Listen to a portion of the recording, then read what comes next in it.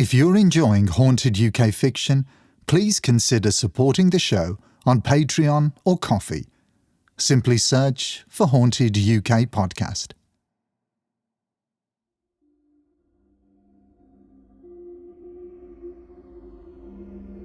I rounded the hillock. It didn't conceal a tumble-down wall. Instead, to my utter amazement, I beheld a neat little bungalow standing behind a trim lawn. It was sheltered below a high ridge in the land behind, and between the two a crescent of tall poplars embraced it to offer further protection from the elements. I was astonished. I could hardly have been more so if the little house had been made out of gingerbread and Hansel and Gretel had been playing on the lawn. There was a low drystone wall around the garden, and a wooden gate set into it bore the name Cefn Gwyntog. Well-tended flower beds bordered the path leading to the front door, which was flanked by pots of pelargoniums. Tomatoes were ripening in a small greenhouse, and snowy white vests and bloomers hung from a washing line, but were motionless. There was still no wind, and I could no longer hear the birds.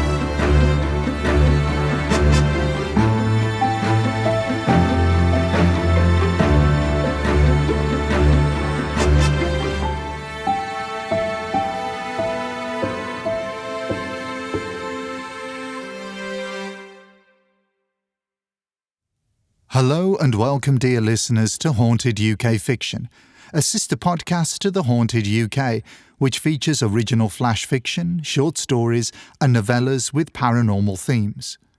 All stories you will hear were written by a collection of talented writers, authors, and storytellers, both independent and professional. In today's episode, we'll be reading Windy Ridge, which was sent in to us by Anne Marie Whittaker. Anne Marie Whittaker is originally from Lancashire but has lived in South Wales for many years. She's always enjoyed reading and writing as well as arts and crafts, and was a graphic designer back in the day. Retired now, she loves the freedom it gives her to do the creative things she actually wants to do. Her inspiration for Windy Ridge came from a house she saw while out walking a couple of years ago. It fascinated her because its garden was cared for, but the curtains at the windows were, quite literally, rags. She later learned the very sad human story behind the condition of the house, which wasn't related to us so as not to upset anyone who might recognize it. She was out on a walk not long after having had a knee replacement. She hadn't been able to walk much for some time, which prodded her into writing more and into doing more art and craft, like the narrator in the story. Like the character, she began to listen to podcasts about the ghostly and the paranormal while occupied thus at the kitchen table. She loved both real-life accounts and fiction, and began to notice the structure in stories, what she found powerful in them, and tried to use this in Windy Ridge. Anne Marie's influences are, in her own words, anything and everything. She's always read a lot, and feels M.R. James is a master of the genre, Casting the Runes being her favourite. In recent years, she's discovered Robert Aikman, whose stories are not strictly ghost stories, but are seriously disturbing. Since she began listening to ghost story podcasts, her favourite short story has been The Crown Derby Plate by Marjorie Bowen. It's beautifully written, and there is some levity in it which sets off the ghostly side of things very well. With that, get comfortable, grab a little something to sip on, perhaps cuddle up under a blanket to help offset the chills coming your way, and let's dive into the story. The podcast ended, and I switched off the speaker. Laura and I shifted on the sofa and refocused on each other. I shared the last of the Merlot between us. We'd been listening to Eldritch, one of my favourite podcasts of listeners' supposedly true paranormal experiences. When a broken leg had forced a sedentary life on me for a time, I discovered podcasts and found them to be an ideal accompaniment to artwork and crafting at the kitchen table. Eldritch, fascinating and conferring an agreeably disturbing frisson, soon became a favourite. "Well," I said, "I know it's all nonsense, but he reads it so well. There's no difficulty in suspending your disbelief, and although it's rubbish, it still scares a bit when I'm listening on my own. I should stop doing that, but I can't resist." Laura had seemed about to speak, but didn't, and turned her wine-glass stem idly between her fingers. That interval of enforced leisure in which I'd discovered podcasts had also given me pause for reflection. I'd resolved I would find Laura again. Over 30 years earlier, we'd been fellow students and good friends. We'd kept in touch for a time after graduating, meeting occasionally, but contact dwindled and eventually lapsed. We were young and had not yet learned that friendships needed careful nurture. The technology that makes communication so easy today was still in the future, but I did think of Laura often over the years, and more wistfully as I came to understand that it is a rare thing to find a kindred spirit, for such I realized she had been. She met Neil around the time our friendship lapsed, and they married soon afterwards. I didn't attend the wedding, which I heard was a no-fuss affair to do with a planned move abroad. I had no forward address and didn't know Laura's new surname. So that, in those days, was that. But decades later, waiting for my bones to knit, a bit of online sleuthing found her, using her maiden name again, divorced and living only 50 away. We'd exchanged letters and phone calls, and now we were meeting for the first time since our student days. I had been a little apprehensive, but the old sympathy between us was still there, and any awkwardness evaporated. We reminisced on a long country walk, and after a good dinner and plenty of red wine, we sank onto the sofas in front of the log burner. The conversation had turned to podcasts, and Laura said Eldritch sounded like just the thing for a cosy evening in front of the fire. Deliciously sleepy and too tired for much talking, I put it on gratefully. And now I wanted her to have enjoyed it as much as I had. She hadn't replied to my remark, and I wondered if she's bored by the thing, or even if she'd found it a little too scary, or perhaps my dismissiveness had offended her somehow. "You don't seem so sure," I ventured. "Are you a believer?" "Well," Laura replied, "I'm sure some of it's invention, and for much of the remainder there's a prosaic explanation, but I do think that leaves a few stories told by apparently sensible, intelligent people whom you feel you trust, telling what they believe to be the truth, and there seems to be no rational explanation for what they're describing. Perhaps if I'd met someone like that and heard such a story from them, I might agree," I said, "but I haven't. And if I did, then I'd have to change my whole world view, which would be a bit inconvenient. And some of this stuff, yetis and fairies and the like, why does nobody find dead ones or skeletons?" Laura laughed. "Well, yes, and why don't we see ghosts in the supermarket in broad daylight? Perhaps we do, and don't know they're ghosts. But when you've experienced something unsettling yourself, something you couldn't explain and still can't years on, you might still say, 'I don't believe in this stuff.' But then that event did happen, and you find your whole worldview has changed a little bit." "Have you seen a ghost then?" I asked, intrigued by the prospect of a first-hand account. But Laura looked thoughtful and didn't laugh. "Well, no. or not a ghost in the usual sense. I don't know what to call what I saw. Or rather, what I experienced, because I'm not talking about just a glimpse of something. It was something I heard, and touched, and smelt it and tasted, as well as saw. And it lasted, I don't know, perhaps half an hour? It wasn't a fleeting thing, and I still can't explain it. I was intrigued now. "Go on," I said, "and we'll open up another bottle. Tell all." "It was before I was married," she began. "Neil and I were an item, as they might say now, but it was early days. He was keen on walking and climbing and caving too. It wasn't very inclusive of me. I was always lagging behind. An early warning sign, I suppose. But I loved the countryside and was certainly up for a walking weekend when Neil suggested the idea. I suppose I was hoping it would be a romantic getaway too. Neil was interested in survivalist stuff and wanted to walk somewhere remote, off tourist trails. He settled on an area in mid-Wales, a fair distance from anywhere of any size. He suggested camping or finding an old bothy to sleep in, but I knew I'd want comfort after a day of walking. So we rented a tiny cottage in a little village.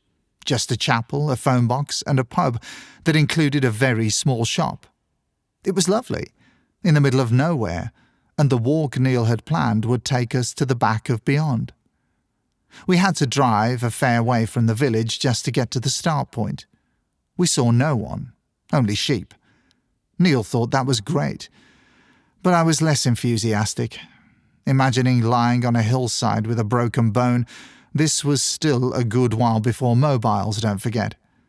It was a circular walk, up the mountain by one route, down by another, then a walk along the road to get back to the car. They'd told us at the pub that there was an old farmhouse high up on the ascent. Deserted places fascinate me. They have their own aesthetic. Neil wasn't bothered, but he didn't object. We parked in a lay-by where a farm track joined the road. The ascent began here. It was a lovely day, sunny but breezy, ideal walking weather. I remember Neil striding ahead as usual and me struggling to keep up. We passed a farm half a mile up the track, set some way back from it.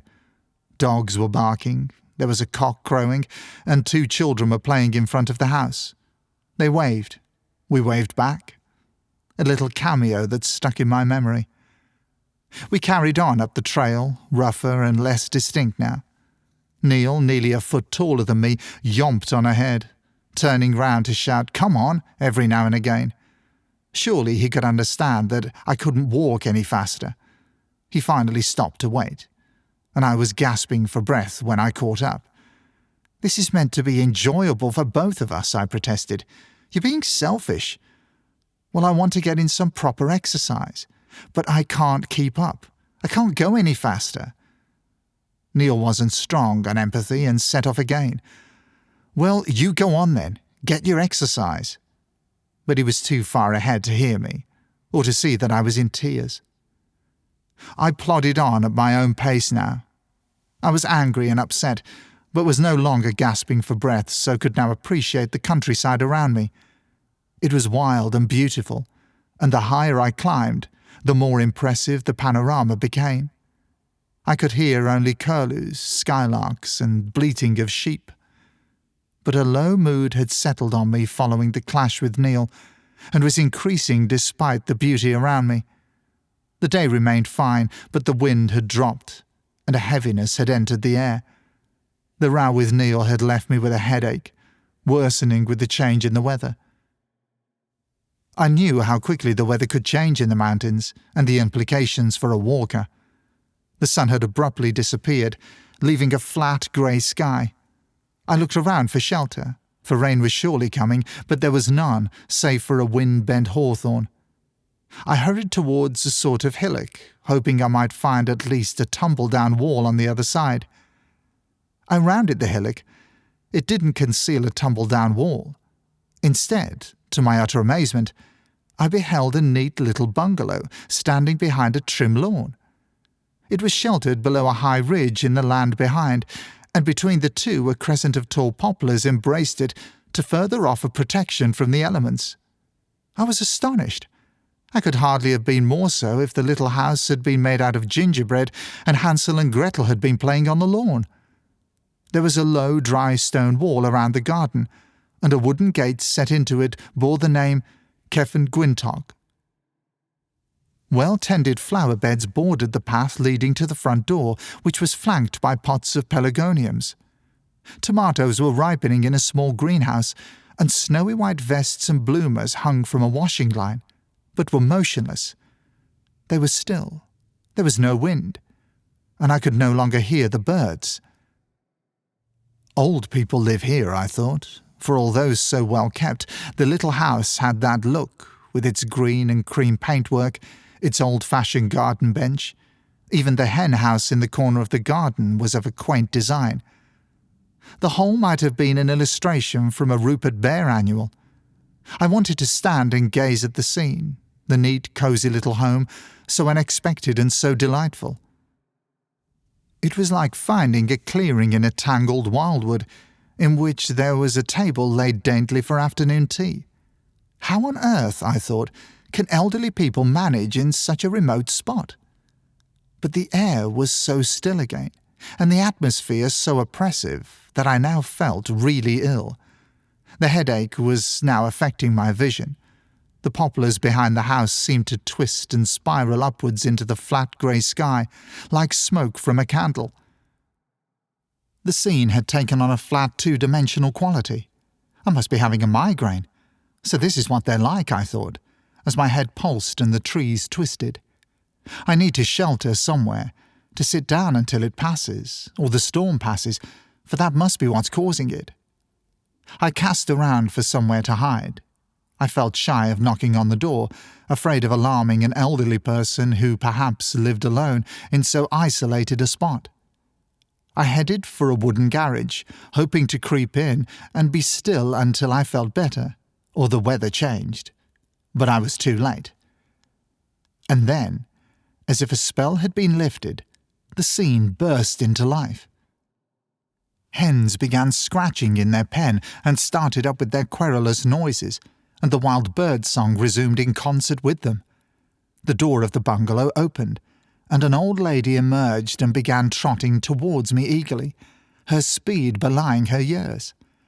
Well, I remember thinking, if this is Rupert Bear's cottage, here, unmistakably, is Mrs. Bear. She was straight out of a storybook, a bun of silvery hair, a smiling, rosy-cheeked face. She wore a clean white apron over her calf-length dress of navy blue sprigged with little white flowers. Her shiny black shoes fairly twinkled down the garden path, and a torrent of Welsh reached me before she did. She was entirely of a piece with her cottage, and even more delightful. Living in this spot, I thought, it would be very easy for fashion to pass one by. "Bore da," I greeted her, for I'd learned that much before our visit. "I'm sorry, but I'm afraid I don't speak Welsh." "Well, my mother tongue it is," she replied. "Mamyth? So excuse me, please, for that English is not so good, but I see so few people that it is a wonder I can remember how to talk at all. When I saw you from the window, I thought, diolch at you, I must have a little talk with her." "I'm sure I'd do the same," I said. "You must be very quiet up here. Do you live up here alone?" "No, indeed, I do not think I could bear that. My husband, Elwyn, is in the house, but it is a very bad leg he has. He cannot manage the steps into the garden. Indeed, he cannot walk much in the house. I do not leave him now, so I see so very few people, so very few apart from Elwyn. And is it all alone you are walking today, my dear?" "But my himbrav, lovely weather it is you have for your walk. And my name is Irelise, Cariad, Irelise Evans. Elwyn and Irelise Evans. An English friend used to call us the 3 E's. Will you take Paned a cup of tea with me?" She looked at me so beseechingly. I'd been about to tell her about having a migraine, to explain that I wanted to sit quietly in the dark of her garage, when her mention of the weather pulled me up. I became aware that the heaviness in the air had lifted. The blue sky had returned, and only a faint echo remained of the pain behind my eyes. That gone, the scene looked reassuringly three-dimensional once more. The poplars behind the house had stopped their spiralling and swayed naturally in the breeze that was stirring again. The clothes on the line flapped gently. I thought, Neil can wait a bit longer. Of course, I would not refuse this lonely lady some company. "Well, thank you very much, Irelise," I said. "I'd love a cup of tea, if it's no trouble. And my name is Laura. It's lovely to meet you.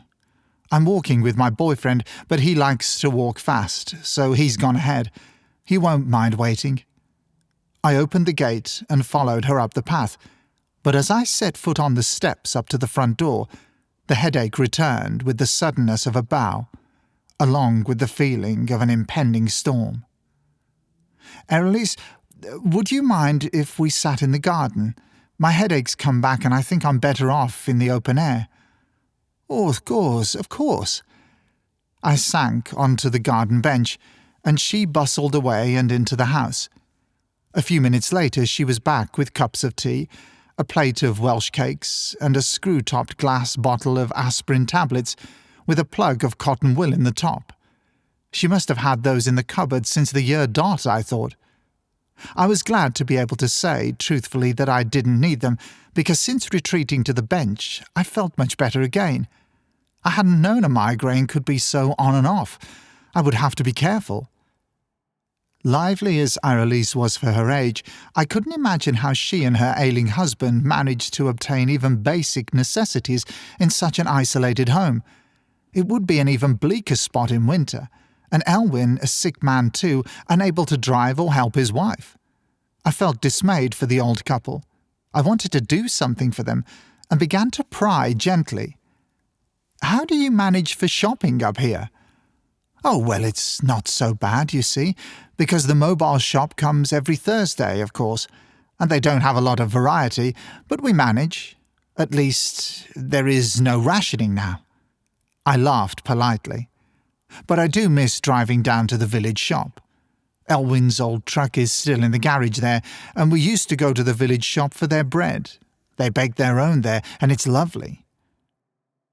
But now we have to have what the mobile shop has, and it's not as nice. But it's a long time since Elwyn has driven the truck. He was a prisoner of war, you see, and they didn't treat his injury properly. He could never walk so well after. His chest is bad too. And I never learned to drive, though there's plenty of women do now. Can you drive, dear?" Mobile shop, I thought. I didn't know they still existed outside of the Postman Pat stories I read to my nephew, and I'd seen no evidence of home-baked bread in the village shop, just a few unappetizing sliced loaves. I must ask about it, I thought. "Yes," I replied, "you have to drive these days, or you're so restricted in what jobs you can get, aren't you?" "Are you, dear?" "I wouldn't know. I see so little of the world up here. When my brother Gwyn was alive, Gwyn Lewis, he had the farm higher up the mountain. After Elwyn got too bad to drive, Gwyn would take us to the town in his van, every month, on a market day. Oh, we used to look forward to it. We came here to work for Gwyn after the war. Gwyn was a good brother to help my husband, for farms need strong workers." Mae yn wedi marw nawr, God rest his soul, and there is only my sister-in-law Olwen, and she is well in on her years. But the Thomases at the farm are very good. Hugh Thomas comes by 3 or 4 times a week to see that we're all right, and when he goes to the town, every few weeks, he brings us anything else we need. He's a good man, Hugh. "I passed the farm on the way up," I answered. "I saw his children playing outside." "Hugh has just the one boy, Geraint," Irelise replied, "and that will be a little playmate with him." "Well, I'm glad to hear you have someone nearby you can phone if you need to. It must be a worry with your husband unwell and no one else to help." "Oh, we don't have the telephone. Cariad. I know more do nowadays, but Elwyn always says there is no need, unless you have a business or something of that kind. But we have the wireless, so we hear what's going on in the world. Some have television sets, but I don't. I don't think we will bother now. We're happy with the wireless." I was quite appalled. This poor couple stuck in the middle of nowhere without a lifeline, and not even a telly to watch in the evening. "I think most people do have a telephone and television now," I said gently. "Do you have family who might help you get them if you change your mind?" "No, Carriot, only Olwen, and she's in the same case as ourselves. We married late, and God gave us just the one son, Emir, and he took him from us in the war." This was terrible.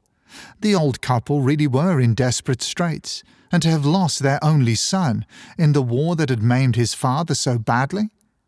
I didn't like to ask how the child had died. A farm accident, perhaps, or one of those illnesses that is easily cured with antibiotics now. It was too remote a spot for a bombing raid. Irelise's eyes brimmed. I turned aside and drank my tea, almost choking on unexpected tea leaves in the bottom of the cup, and the taste of sterilized milk. I must have turned my head too sharply back towards the old lady, because the poplar trees began spiralling, and the sky had that flat, leaden appearance again. I could feel my pulse throbbing between my eyes. I felt a sudden urge to get away from Irelise and the bungalow, the improbable Nutwood cottage, the whole freakish little idyll, twinned as it was with the migraine and its bizarre symptoms, suddenly seemed monstrous. Being unwell as I clearly was, the pressure of Irelise's need for company and the impact of her sad story had been too much to cope with. But even as I rose, almost panicking to my feet, I was planning how I might help the couple, how I would do it from a distance, I would think about later, but help them I must. "Irelise, I'm so sorry, but I must go to my boyfriend. He'll be wondering what's happened to me. But may I come see you again later?" "Oh, Carriot, but please do come again. It is so lonely we are here, and Elwyn will want to meet you. But take these with you, do, for your young man." And taking a paper bag laid ready on the tray, she tipped the Welsh cakes into it and thrust it at me. I pushed it into my pocket, thanked her hastily, and with a perfunctory wave stumbled out through the garden gate. I was half-blind with the effects of the migraine and stifled by the oppression it brought. Glancing back, the trees still twisted against a concrete sky, and an auditory disturbance had begun, a low, crackling hum, as I thought was by an electricity substation. I had to force one foot in front of the other at first, as though I was wading through deep water. I felt afraid. Was I going to collapse? Would Neil come looking for me, or would he just power on and go back to the car? But then, like a curtain rising, once again it was sunshine and summer breeze. All the imitations of a storm had dissipated, and as my headache and my legs moved freely again, the landscape looked reassuringly three-dimensional, and the motion of the grasses and the distant trees was the natural motion of a landscape in the wind. I gathered my wits and took stock. A storm that never came. A migraine. I would certainly go to the doctor once home. The surprise of Cefn Gwyntog and its distressing inhabitants. Everything had exhausted me. So when I saw Neil sitting on a boulder, framed against the skyline, an old farmhouse in the distance, any lingering resentment evaporated, and I was glad to see him, and eager to tell him about Cefn Gwyntog. Neil looked a bit shamefaced, but said, "You've been a long time?" "Yes," I said breathlessly.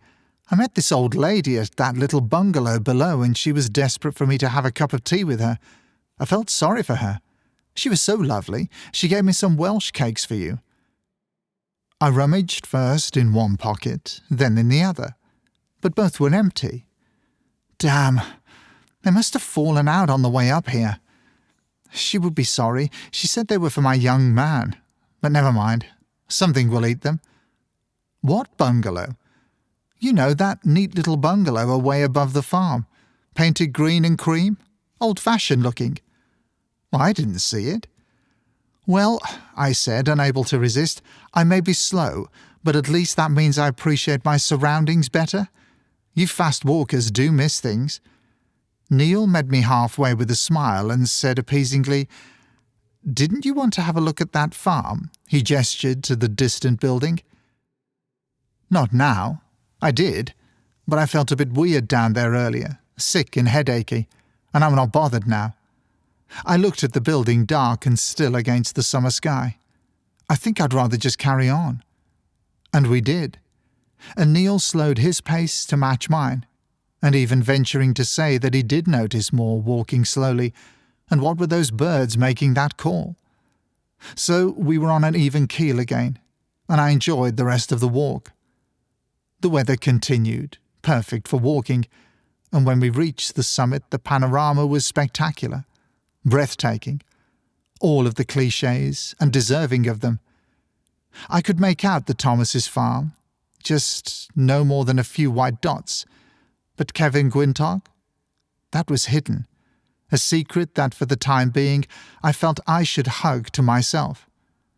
Did it need that protection, or did I? I didn't know, but for the time being I would hide it quietly in a safe place, like a fledgling fallen onto the glare of a pavement. On the descent Neil increased his pace again, but I let him go ahead without resentment. He'd been out of my sight for a long time before I saw him again, close to the road but sitting on a rock, with one leg outstretched. He said he turned his ankle in a gully. The gradient had forced him down too fast. It was really painful. Would I go and get the car? I did, and he reached it by hopping and leaning on me heavily. Back at the cottage, boots off, his ankle was certainly swollen, but he could flex it, and we thought it unlikely be broken. We elevated it and applied cold compresses. It looked only a little better next morning, and Neil still couldn't bear much weight on it. Walking was out of the question, but after a bit of cursing, Neil brightened as he realised he could blamelessly watch a whole day of cricket on TV. I would drive to the nearest small town to explore, I said. I would have a short walk there and bring back some good things for us to eat and drink in the evening. In truth, I intended to go back to Cefn Gwyntog, and then to the town later. I had dreams of Irelis and Elwyn, vivid dreams that had disturbed my sleep. My hope was that the couple would agree to me trying to find some extra help for them. Hugh at the farm would probably be pleased to have some of the responsibility lifted from his shoulders, but of course I must speak to him too, and not tread on any toes. I didn't tell Neil because when I had begun to describe meeting Irelis, he'd shown little interest. He hadn't much patience with old ladies, and his own adventure, centre stage for him, had displaced my earlier ones somewhat, even in my own mind. So I left Neil on the sofa, his foot raised, watching cricket and well provided with sandwiches and snacks. Then from the pub's tiny shop I bought a box of chocolates for Irelis, anticipating her pleasure at the little gift. I must ask them about their homemade bread when I returned. The day was more overcast than the previous one, and I hoped that would not mean a return of the symptoms I'd suffered at the Evanses. But I felt much as usual as I parked in the lay-by and began the climb up the hillside. As I passed the Thomas's farm, the dog was barking and the cockerel was crowing again, and I could see the children playing and a man in overalls, busy about a tractor, in front of the house. He raised his hand to me. That will be Hugh, I thought, the kind man, and I raised my own hand in response. I carried on up the track and wondered how on earth the mobile shop made its way up to the bungalow. It couldn't. The track was too rough and overgrown. The Evanses' order must be left at the farm for Hugh to bring up on a Land Rover or whatever. What a good thing there was still neighbourliness looking out for people who needed it, for how else would some manage in these out-of-the-way places? I continued up the faint track, and eventually the hillock hiding the bungalow came into view. I rounded it, looking forward to giving Irelis her little gift, to seeing her neat little bungalow again, and to meeting Elwyn, perhaps. I felt nothing of the malaise of the previous day, and I looked forward to enjoying a visit unclouded by yesterday's migraine. Around the hillock and behind a tumbledown wall and a tangle of brambles stood a derelict shell. Rafters were visible through ragged holes in the roof. Some windows were still glazed, others smashed, hung open on broken hinges, the dark, empty eye sockets of something long dead. A gnarled apple tree still bore a little fruit in what yesterday had been a well-tended garden. Where the greenhouse had stood, some rusted metal poked through the tall nettles. The shock was immense. I simply couldn't accept what I was seeing. I didn't rub my eyes, like people in stories, but stood stunned, unable to comprehend what they saw. It couldn't be. I'd made a mistake. The bungalow was further on. If I walked on, I would surely find it. Somehow yesterday I had missed this ruin. That must be it. I ran onward, shaking, my heart thumping in my chest, but there was no other hillock, and no other bungalow. I realized I had known there would not be. I turned and ran back down the hillside, as though what? The devil were at my heels? No, perhaps something worse, because this thing was not a devil. It had no name, no place in my established frame of reference. My heart pounded so violently that, young as I was then, I wondered if I was going to die. I could hear a skylark high above, and wondered that it could sing so that it did not fall out of the sky when the natural order of the universe had been overturned as it had. Somehow I found myself almost at the Thomases' farm again, and as I approached, I saw Hugh Thomas dismounting from his tractor to open the gate. It must have been obvious that something was amiss with me because he waited for me, the engine idling. "All right, lovely?" he asked, looking at me quizzically. I couldn't answer coherently. "Something happened? Are you hurt?" "The house back there, the bungalow up on the hill, is it lived in?" "What, are the kids up there again? We had this last summer. Bloody youth club up there, lighting fires and drinking themselves senseless. Are they up there now?" No, I said. "At least I didn't see anybody. I meant, does anyone live there permanently?" He stared at me, incredulous. "What, in that place? The roof is gone. The windows are gone. It's been empty 30 years or more." I could barely frame a sentence. "Are you Hugh?" was all I could manage. "Hugh?" he echoed, looking at me strangely. "No, I'm Geraint. But my father was Hugh, mind." "You are Geraint?" "Yes, I'm Geraint. Bethseen Bolt. What's the matter?" So I told him, haltingly and with embarrassment, exactly what the matter was. Geraint remembered old Mr. and Mrs. Evans living at Cefn Gwyntog, Windy Ridge in Saesnig. He was still a small child when his father Hugh had called on the couple one day, as he often did.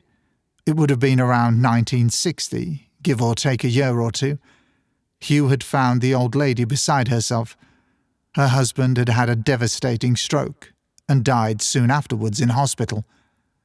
Erilise went to live in a residential home then, with her sister-in-law from the farm above, who soon joined her. It was no place for two old ladies up there. The Evanses were a lovely old couple. They always had a few sweets awaiting on the sideboard for him, he remembered, when he called with his tad. It had been madness, them living where they did, but they had wanted to be near family. Their only son had been killed in the war at Monte Cassino. So what family was left they clung to more tenaciously, and yes, the name Emir did ring a bell that had been their son's name, he was sure now. It was a wonder Elwyn had lasted that long, really. He'd been held prisoner in the First War. His father Hugh had told him down a salt mine. He'd had a leg injury, and it hadn't been treated properly, and he was left disabled, really, for the rest of his life. His brother-in-law took him on at his farm out of family feeling. It had been good of him, because Elwyn had a bad limp that slowed him down a lot, and they could have taken on a stronger man, but they didn't. The Evanses would not have managed at Cefn Gwyntog without his own father and mother, he said. They were good to them. His father looked in on them most days, did odd jobs for them, and his mother sent them bits of baking, a dinner now and then. It was a very queer thing, what I had told him, he said. A very queer thing. I wasn't ill at all, was I? Or on tablets or anything, if I didn't mind him asking. Only his wife had had some that had given her nightmares that she couldn't shake off when she woke up. She had to stop taking them. No, I said, I'm not ill, and no, I'm not on any tablets.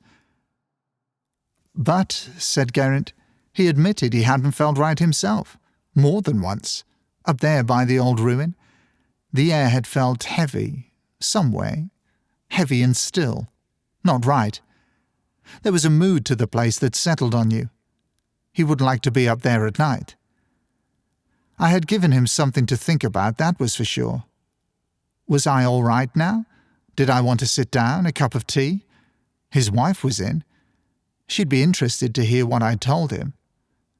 I thanked him, but had felt embarrassed enough at telling my tale once, and was disinclined to repeat it. I wanted to get away from the place, to digest my thoughts undisturbed. Thank you, I said, but I thought I'd get back to where I was staying. I would have a cup of tea there, I said, and think everything over. Geraint's children, curious at seeing us talking for so long, had come to the gate. I gave them Erelise's chocolates and left. The shock waves of my experience were still reverberating, yet I was still able to feel disappointment that Erelise would never receive her little gift. I drove to the town, as I had told Neil I would, so that I would be able to describe it to him later. And that, more or less, was that. Blimey, Laura, I said inadequately. And did you tell Neil about it? What did he say? Yes, I did tell him. I don't think he believed me. He repeated that he hadn't seen either a bungalow nor a ruin on our walk, nothing apart from the old farm we'd been told about. I think he put it down to air pressure, maybe a light head after being out of breath. He might have thought I was making at least part of it up, that I'd embroidered something a lot. If other people had different ideas to his or described a different experience of something to his own, well, they were wrong. He was like that. But later, with the internet, when it became possible to check such things easily, I did genealogy sites and whatnot, and it's all true. All the details are true. The Evanses, the names, the dates, the family at the farm higher up, the addresses, war service, the lot. So, you see, to go back to what got me started on this, and don't tell many people, a lot of these stories probably are nonsense, and some of them will be lies or half-truths, and some will be a genuinely mistaken interpretation of something that has a rational explanation. But what I do believe is that, of what remains, there are stories related truthfully by intelligent people that can't be explained. Not by what we know now, at least. I know what I saw, and if that's a cliché, well, clichés are clichés because they deserve universal responses and feelings. And what I saw was Erelise and her little bungalow. I saw her hens scratching in their pen, and I drank her horrible tea. I saw her tomatoes in the greenhouse, her washing on the line. I saw Erelise as clearly as I see you. She saw me, and we held a conversation. She was solid and three-dimensional, and so were the Welsh cakes I put in my pocket. The ones that disappeared? Yes, those Welsh cakes. The ones that disappeared. We truly hope you enjoyed this time-slip tale by Anne Marie Whittaker. Keep an eye in upcoming seasons as we have more of Anne Marie's work to share with you. If you have an original story that would send a chill down our spines and you would like to submit it for review, simply send it in to hauntedukfiction@hotmail.com.